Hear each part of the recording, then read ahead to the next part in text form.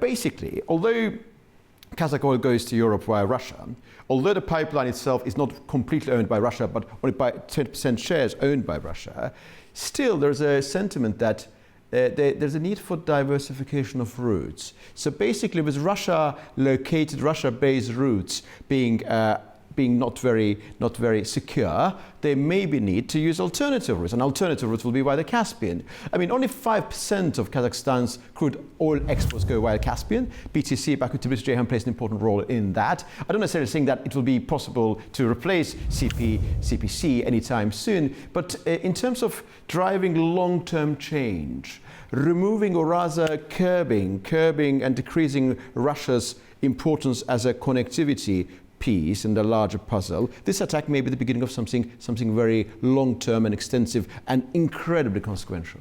I believe that President Tokayev, his administration, his government, and the great majority of the people in Kazakhstan wish very much that the war would end.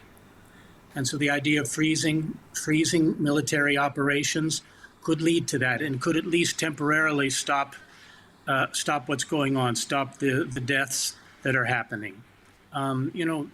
Russia, Kazakhstan, and Ukraine not so long ago were all part of the same country.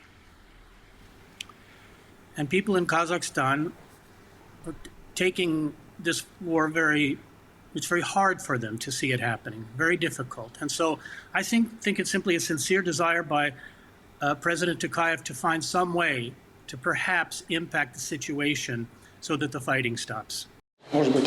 Perhaps it is time to freeze this conflict and return to the Istanbul Formula 2.0, given the significant results achieved there.